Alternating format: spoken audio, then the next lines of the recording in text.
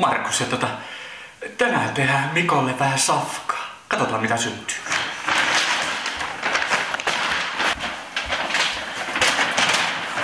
Siinä on ostokset. Tosiaan tänään kokkaillaan vähän erikoista ruokaa. Tai ei nyt erikoista ruokaa, mutta kokkaillaan vähän erilaisia reseptejä. Nimittäin tänään on aika tiukat vaatimukset siitä, että mitä ruoka saa sisältää. Tämä on yhteistyövideo meikäläisen kanava, eli Mies kokkaa. Ensimmäinen video muuten kyseisellä kanavalla. Huikeeta. Mutta mistä idea on lähtenyt, niin on eloonjäämisblogin Mikko Ilmari. Mikko pyysi tekemään ruokaa ja sieltä tuli aika tiukat speksit. Täällä näkyy. Ajatuksena on siis tehdä tänään lounasta Mikolle kanasta ja tehdään itse asiassa 2 annosta. Tehdään vietnamilaista pizzaa ja sitten tehdään kanaa, kookos, inkivääri, nuudeli hässäkässä. Mutta katsotaan aikaa mitä kaikkea me tarvitaan. Täältä kanaa. Sitten käytetään ihan pikkusen sardiineja. Ne tuo hyvää suolasua. Sitten käytetään kookosvettä, inkivääriä totta kai, bambunversoja, sitten tarvitaan vähän limeä.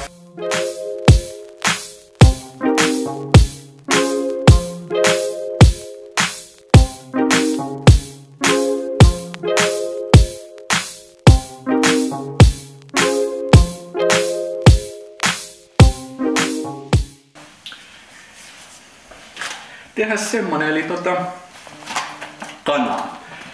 Ja mä pilkon nyt kaiken kanan, missä mun puukot. Siitä kanaa. Niin se mitä mä olin sanomassa, tässä on siis 2,5 grammaa kanaa. Niin mä hyödynnän tästä nyt osan osan hyödynnän pizzaan ja osasta sitten sitä varsinaista pääruokaa. Pizzan osan 20 grammaa, 35, 5 grammaa, 5 grammaa. Niin tää 50 grammaa, niin tää tulee pizzaan. Ja sitten lopuksi siihen inkivääri kookos juttuun. Ja tää mikä tulee pizzaan, niin tän saa hienontaa siis todella hienoksi. Ihan sellaista, vähän niin kuin tekis jauhelihaa.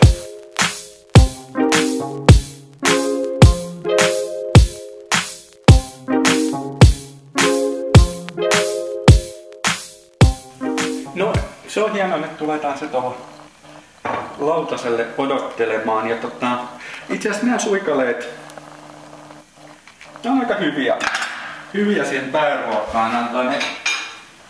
Antaa ne olla ihan tällaisenään. Joo, siinä on tää pienempi määrä kanaa ja sitä maustetaan ihan vähän sardiineilla, koska tähän perinteisesti kuuluisi toi katkarapu, kuivatut pienet katkaraput, mutta niitä ei ollut saatavilla, joten siitä korvataan sardiineilla. Jotta ei ihan koko video mene siihen, että valmistetaan ruokaa, niin katsokaa tuosta videon kommenteista tuosta alhaalta tarkemmat reseptit tai sitten blogista mieskokkaa.fi, mutta me mennään nyt eteenpäin.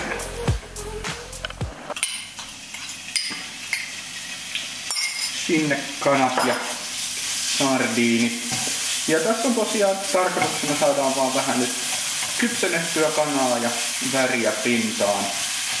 No ja kun kana on kypsynyt, niin kumataan se hetkeksi aikaa toiseen kippoon, niin tässä samalla pannulla, samoilla rasvoilla niin paistetaan. Tai tehdään se itse pizza, lasketaan vähän lämpötilaa, ei tarvii ihan polttaa sentään ruokaa. Eli riisipaperi tohon pannulle.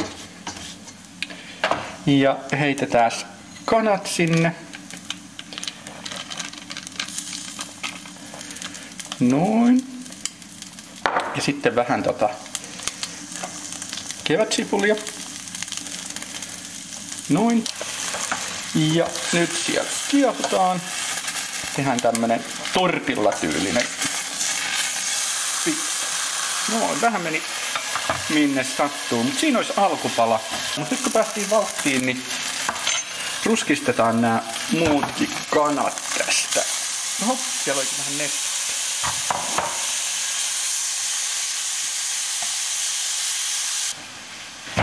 Sitten makutestin vuoro, eli vietnamilainen pizza, mikä se on, riisipaperi.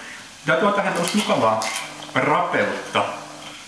Ja toimii hyvänä lisukkeena. Tämähän menisi siis ihan pääruoastakin tää tällaisenään, mutta mä ajattelin, että tehdään nyt 2 eri ruokalajia, kun meillä on siihen mahdollisuus. Mä itse asiassa äsken heitin jo tonne pannulle kanojen joukkoon niin paprikan, sipuli ja sitten osan tosta kevätsipulista. Noin, ei mä sen kummemmin niitä ruskisteta, ne on kauniin näköistä. Avataan kookosvesipurkki, maistetaan mun. Kyllä, liian makeeta tämmösenä. Ja mä laitan tähän aika reilusti vettä, nimittäin taisi tarkoitus olla tämmönen vähän keittomainen. Heitetään sinne tosta, jahka toi tosta lämpenee, niin lasinuudelit. Ja sit se oikeastaankin valmis. Alkaakin tuo ruoka olemaan kohtapuoliin valmista. Mä kauhoin tosta kastikkeet lautaselle ja heitän riisinuudeli joukkoon ja alan herkuttele. Riisinuudeli. No tässähän se.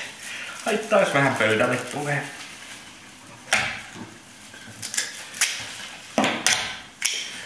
Kokatessa roiskuu. Noin. Ja sit vähän korianteria siihen päälle. Noin. Ja olisikohan se siinä? No ehkä vielä vähän limeä.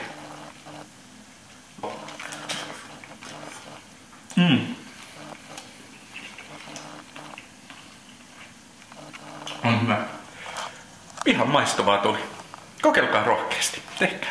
Ja hei Mikko, aivan mielettömästi tsemppiä sun elonjäämishaasteeseen ja hyvältä näyttää. Jätkällä on kyllä oikea asenne tossa touhussa.